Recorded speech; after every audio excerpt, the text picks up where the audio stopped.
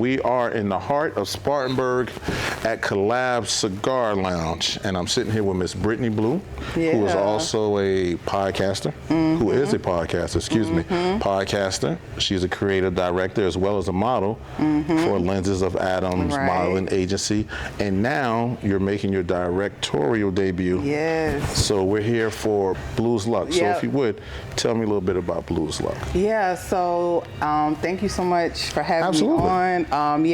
So Bleu's Luck is a short film. It's my directorial debut. I'm putting my director hat on, also acting. So I am starring in it. My co-star is Wordplay Luck. Shout out to Wordplay Luck. So basically, it started out as a journal entry. Like I've been journaling. So you journal? Yeah. How long have you been journaling? Ooh, I went back home this about a year ago. My dad still had journals, like, so the earliest one was like middle school. So I have journals from middle school up into adulthood, like cover to cover. Yeah. So during the pandemic back in 2020, like most of us, we were stuck in the house, and I was pretty much writing a journal entry about a guy that I was like into, that I was like actually scared to talk to. And this was a real thing. It was a real thing. Because I was wondering how much does Brittany's luck mirror your real life, but we'll get into that. Please, go ahead, continue. So I pretty much wrote a journal entry, kind of like, because I was interested in them and just get my thoughts out. And I was like, dang, you know, this would sound cool as a story. Right. So then I started looking up, I Googled online, how do you create skeleton for scripts? And I was like, you know what, I just want to do a short film to start. And at first I was like, no dialogue. I wanted the story just to be told through sound and music. So that was the idea. Initially, I had someone in mind specifically for the role. Things happened, that didn't work out. I had like 2 original videographers to film it. That didn't work out. So I just like, you know what, I'm just gonna delay, not denied, that's what they say. Yeah. You know what? I've learned every idea that you have from my own personal experience. Every idea you have is not meant to execute right then and there. And that was a hard lesson I had to learn. We spent a lot of money learning that lesson. Oh, hella. But nonetheless, it was a lesson that was necessary. But please. Yeah. So, you know, fast forward 2021, I ended up relocating to the Spartanburg County area, and I was looking to get back into modeling and actually take it seriously. Shout out to Adam Black, he was running a special, and then me and him locked in, and he started sharing the things, and over like the last year or 2 we were kind of talking about it, and then this year we was like, you know, we're gonna make it happen.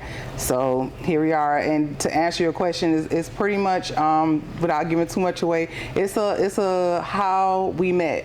And my favorite films are like Love Jones. Just like, I just miss the black cinema when we really like had the films that made us feel good about love. And The Photograph most recently with Issa Rae, I like that one too. But I just don't feel like it's a lot of that. And I kind of wanted to bring that feel back. So that's kind of what this film is gonna be given. And you took a very unique approach to it. It's inner monologue. Some will even say a silent film mixed with inner monologue, correct? Right. What made you actually choose that approach to it? That's so funny. So it literally was supposed to just be a silent film. I was like, this would be cool to do like black people doing a silent film. We just gonna score it with the music and you have the lighting and the sound. And then after we shot it, Calvin was— Wow, so it was shot already and we had to go back. Yeah, we went back. Wow. Yeah, so we shot it. I got a message I had a missed call from Black, and I'm like— Don't you just hate those when I was like, oh yeah, because you? I was in D&D, and I was like, oh, and he called more than once. I was like, oh, let me see what he want. And so he was like, Britt, I know you want to do the silent film thing, but he was like, what do you think about inner dialogue? You know, like for Insecure, how Issa Rae sometimes kind of talking to herself. He was like, I think that'll kind of like pull it together a little bit more. I was like, you know, I'm open to that, you know, because I didn't want to talk. But yeah, so, but I'm glad we did it, because I really do, I think the audience is gonna like appreciate that. Because you have a great voice. Oh, thank you. You have a great voice, which actually helps paint the picture outside the already aesthetics from the visual aspect. So for me, one of the things that I like to do is, if someone sends me a music video, right, first thing I do is I cut the sound off and I just watch it to see if it's visually pleasing. All right, then after that, I'll start over and I'll just play it, and I'm just walking through the house just to make sure it catches my ear. Because what if something else is playing or going on? And be like, oh, what was that? So you have that voice to actually command someone's attention. Oh, so I really appreciate very good that. job Yeah, on I that right received there. that. Thank you, and that's a good thing that I was open to his feedback. Absolutely. You learn, and you know, you work in the creative space, you learn. You might have locked in your idea how you visualize it to be, but be open where it makes sense. So with that, I don't want to fill this whole conversation with my quotes, but life is a team sport. Right. Oh, I You know like what I'm that. saying? Life is a team sport. So if you have an idea, it may not be meant for you to actually write it or even direct it. So you may have to find and outsource other people to make that thing come through. Right. Because nothing has ever been done great that was done by one person. Hello.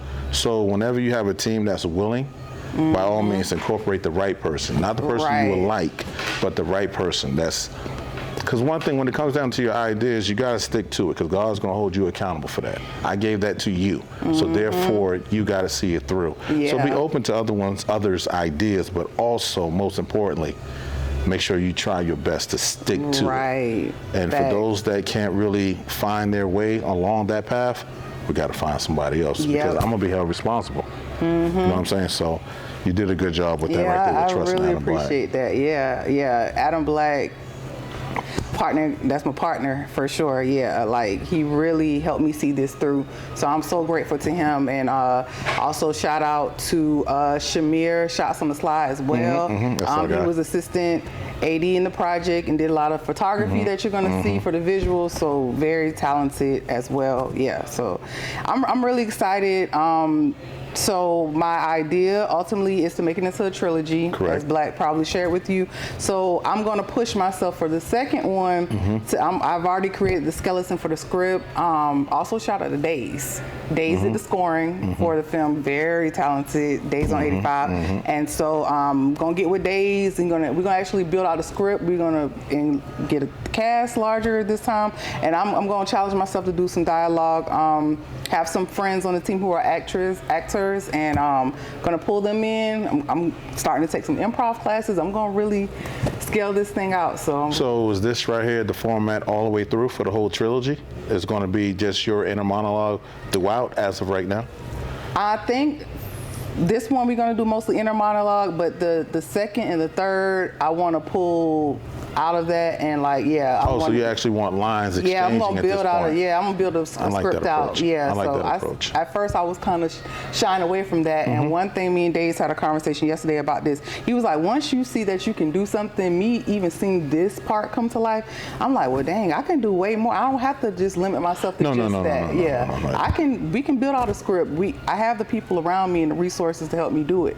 So like you said, back to that thing, allow people to help you, Absolutely. Allow the right people to help you, because you can have a team, but if it's not a team filled with the right people, what good are they? You know what I'm saying? So with that right there, how parallel is this to your current life? Because you said 2020. Granted, you've been journaling since you said 11? So here we are in 2024. How parallel to Blue's luck is actually Blue's reality? We want this to be her reality, but I'm manifesting this as her reality. But the idea initially with my journaling was a lot of fantasy and things I wanted. And then now with the mindset that I'm working into, this is what Brittany would want, how she would want to meet her person. Okay. Has it happened? Nah, but we're speaking it into existence. So that's the thing I love about, I have in my journal entries, like, of course, personal things, reality-based things. Of course. But I also, sometimes, things get so deep and so dark. That's how I got into the fun fantasy stuff, especially during the pandemic. It was like, dang, this is what I would want in my life right now. Just something as an escape during that time. It was so hard. So we gonna claim this is what it's gonna look like. Okay. Yeah, so. And you know what, you have to be intentional and mindful of that. Me and my wife, we did a comic book one time, right? Oh, that's dope. We started off with a comic strip. Right. And I was talking to this guy that was really invested and subscribed to the comic book lifestyle, right? The world of comic books. And he said, Mo, be mindful of what you write because it will come to light. And I'm looking at him like, what do you mean? He said, a friend of his actually wrote a comic book, and in the comic, he was attracted to redheads. And in real time, redheads, so I say all that to say, if you continue to write from a pure place and a very intentional place, at some point in time, yes, this will be your reality. Yeah, I received that, and I believe in that as well. Yeah. Yes, it's the power of the tongue and the power of your thoughts are very. People say they have an understanding and they're aware of it, but it's very layered, but it's very surface as well. If you just be mindful, you know, you have those individuals, man, nothing ever happens good to me. Yeah, you keep continuing. You keep speaking that. Correct. Yeah. Now, if you just start saying, like, you know what? The cup is half full.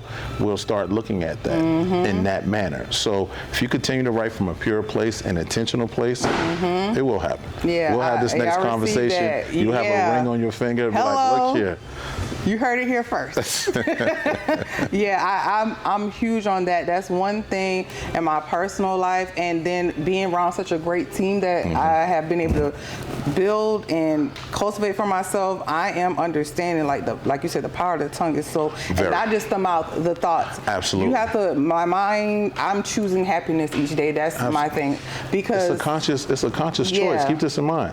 It's a conscious choice that life is going to happen, right? As they say, life lives. But if you wake up in the morning and make a conscious decision that today is going to be a good day, you have a better chance of it being a good day than just a mediocre day. I agree. I walk blindly. Like my wife, she makes fun of me all the time, said I'm like a kid with a balloon. Right. My balloon is my GPS. That's my spiritual GPS. I don't pay attention to nothing else. Right. So as long as I'm fixated on that, I mind my business. My kids, if I were to call them right now, what does Daddy always say? Daddy minds his business. Right. So with that, you control and dictate the temperature and tempo of your day. If you just wake up and consciously say, today is going to be a great day. So I would say continue to do that. Yeah, I appreciate that, and I receive it. The mind, I know a lot of people deal with mental issues, and you know, people are more transparent about that now. And like, I even deal with a lot of things personally. So like, I know I'm treating my mind like a muscle. I do the work. And you know, if I have a bad moment or bad days, I acknowledge it. Absolutely. And it's okay to acknowledge it. Allow yourself grace. Yeah, give myself grace, but I'm learning you can sit in it, but I don't stay in it. That's my thing. And if I'm struggling, staying in it, okay, let's utilize our resources to navigate out of it. Yeah, so that's where I'm at. Something that's very prevalent in our home is acknowledge how you feel. We got to acknowledge how you feel. Now we can work backwards. If we acknowledge how you feel, we can work backwards to see if that feeling is warranted. Or maybe you just process that a little differently because you missed out on some context. So definitely identify how you feel and work your way backwards from there. I like that. Yeah. Like it's literally every day in our household is school. Yeah. Really, I mean, we homeschool as well. Right. Well, that's awesome. Well, my wife homeschools. Okay. I'm sorry. Yeah. I can take some of the credit. Right. Yeah. But back to Blue's Luck. Are you concerned with dating in 2024? You have so many outside influences from. It really kills me when you see these podcasts that give relationship advice. Then you have your favorite influencer that's just doing wild things. You got to make $300,000 if I'm gonna talk to you. I'm not going to Applebee's. You have all these different things, all these different elements and variables powered by social media. Yes. Are you concerned with dating in 2024? Yes. Finding Mr. Right. Yeah, at this point, I'm kind of changing my mindset as I was having a conversation with a friend, and we were just talking about, she was like, you know, sometimes like, I haven't had like a serious situation in a while, and I'm very cognizant of who I deal with because I do have a daughter, so I'm very mindful about, you know, who I deal with. But she was saying, you know, sometimes you'll meet somebody, you go on a date and it don't work out, then I just completely like shut down. Like, okay, I don't want to be bothered. And especially with all the creative things, I'm always driving in that. And shout out to Felicia, Calvin's wife. She gets on me. She's like, Britt, Chloe ain't my daughter. Chloe ain't gonna be here forever. Chloe's gonna be gone and living her life. She was like, I know you're dating for Chloe, and of course you want to be mindful, but she was like, you're gonna have to stop just like completely shutting down. And shout out to Calvin's sister Alexis. She was telling me, sometimes it don't have to be the person each time. Sometimes you just need to put yourself out there to gain those experience and kind of navigate, because if you're sitting there just kind of waiting around for the next one to be the one, you're going to keep attaching and attracting. So that's why I'm challenging myself. It is challenging because I don't like dating apps. I really don't. And then everyone's like, well, Britt, how you going to meet somebody? You don't really go out, because I don't go out like that. Like occasionally, every now and then, I do things solo, and I have a friend I do, but they're like, well, how you going to meet people? So navigating them dating apps. So what's the ideal date for Brittany? Not Blue, not Brittany Blue. Yeah. We're talking about Brittany. What's an ideal date for Brittany? I'm a creative, and I love to eat. Okay. But I would love to do something like artsy, so like museum vibes. If we can incorporate like good eats with museum vibes, and I like to try different foods. Okay. So yeah, if you can find some way to combine like art and feed me, yeah. What if that's not one of the attributes of the gentleman? He's not quite artsy. Is that a turnoff? Because you can always introduce an individual to something. Let me introduce you to my world while I'm open to being introduced to yours. So what if he doesn't come across as artsy? I'm glad we're having this conversation. Yeah. That's something, because initially, genuinely, I am attracted to creatives, but I'm learning I might need to be more open-minded, and because I have this mindset, like if somebody's not in the creative space to do like the things we do, they don't always have an understanding of. So even with that, do you think two creatives can actually coexist? Because it can get rough, because if that person is in their world, in their head, but you may not be as inspired today, which is fine. Right. But now you want that, okay, Blue is on the shelf, but this is Brittany. But John might be in his creative bag. Are you like, it's almost like two Oprah Winfreys, right? Right. It seems as if Oprah has to have someone that supports Oprah. Right. So are you okay with that there? That makes a lot of sense. Because you gave me a different perspective. Because the thing is, me and my wife had that issue at first. Both of us are creative, and she'll have an idea. You know what, I'll use me, for example, instead of my wife. I'll have an idea, and my wife will offer some advice. And with that, I may not use that bit of information that she gave me. So now that's creating an issue. We had to come to terms that if it's your idea, I'm here to help you. Right. You don't have to choose my direction that you asked for. Right. At the end of the day, it's to help you. So even to have that common ground, and even because my family, those are my wife and our 3 kids. Those are people that I look to impress. Whatever I do, I ask them, I was like, "Yo, how's this?" Dad, it was cool. I'm like, cool, that's it. If my wife said high five, like after we're done with this, if she don't give me a high five, then I might call you back like, yo, we gotta run this over again. I'm with it. So I get it. It will be a challenge, but if you're open to that challenge and you're open-minded to it, because some days you could really be locked in. And there's nothing wrong, but the significant other might be like, what's wrong? Nothing. I'm just really fixated on this thing. Well, I want some me time. Let's watch the movie. I can be here and watch the movie with you in the physical, but I'm not here. I'm over there trying to help Pharrell with this Lego set. Right. You know what I'm saying? So in my mind, that's how it works. But again, would you be open to that? Honestly, at this point, I am open, and then in this world, and a lot of the creatives I work with, I see some of them, their wives don't even do anything remotely. Like do anything in creative space, but they're awesome supporters. Absolutely. So like I am seeing like it's possible. And Savannah James to LeBron, Aisha Curry.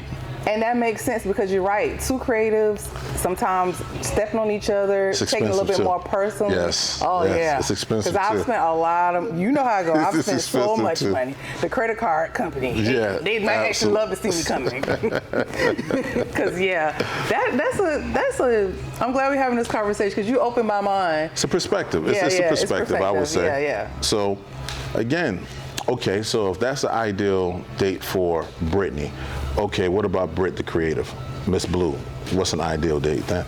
Because I like to think those are two different individuals, right? Yeah. So what would an ideal date be? Oh, Blue, like, let's let's pick somewhere on the map. Let's get on the jet and let's fly out. Like that would be my idea of, you know, let's pick somewhere on the map. Hey, let's go. We don't, you know, we don't have any limits on how we can do it. You know, that would be ideal for Bleu.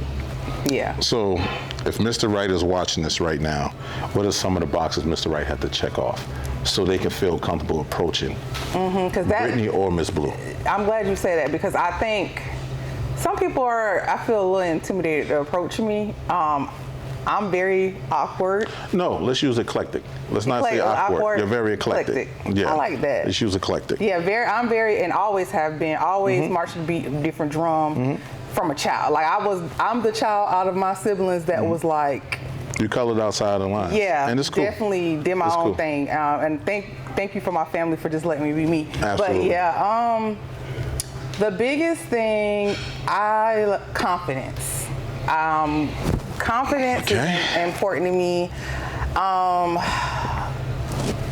Your dynamic with family. Okay. And I get it. Like a lot of my family is chosen family. So you know, I know some people like. What do you mean by chosen family? When I say chosen family, like for example, Calvin is my brother. Blood would make Felicia is my sister. Okay, I got you. Yeah, I got you. Shamir is my brother. Like, you know, I met them through friendships, but they are family, and they're aunties and uncles to my daughter. Absolutely. So yeah, because I know everybody's family dynamic, they might not have the best relationship with whomever. So long as that family is important to you, however it was given to you, right? So that's important, because I'm a mother, so I want, and I'll be accepting of you and your children. I'm all about blended family. I grew up in a blended family. That and ambitious, because I'm not one that's like, oh my God, you got to be making this much money, that much. I wasn't raised that way. My family, my parents got the bootstraps together. They hustled it up together. So I'm open to that, because I saw my mom helped mold my dad to be where he. Yeah. Absolutely. So she wrote it out with him. When she got with him, he wasn't, you know, he had the mind, very smart, but wasn't making the best choices job wise. But you know, he honed in. And she wrote it out. So that's why I have an open mind. I don't feel like I'm not one of those girls like you got to be making all that. But the ambition. And ambition can come in any shape, form, right? Even if the gentleman, let's just say hypothetically speaking, he works at Kroger's. Right. As long as your ambition drives you to become the best, in the best position at Kroger's possible, you're okay with that? I'm okay with that, because my thing is, whatever you do, I want you to be happy. I want you to feel passionate, because I've experienced watching that growing up. Like a lot of people, they were so miserable with what they were doing. That affects you. And I know, like, I'm still working a 9 to 5. We gotta do till we can create becomes So but I do want somebody, you know, even if you're not currently in a position where you're doing exactly what you want to do, you're making your money, be working towards putting something, some time has to be set aside for what you want to do. So that, I really want somebody that's passionate about what they're doing, or working towards what they want to be doing. Okay.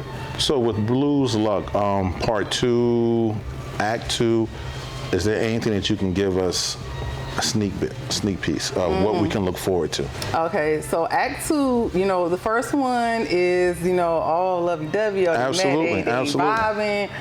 Second 2 is gonna be conflict. Wow, we're going straight to conflict right now. Yeah, we going. When the setting is going to be some months later. You know, they've been together for a little bit.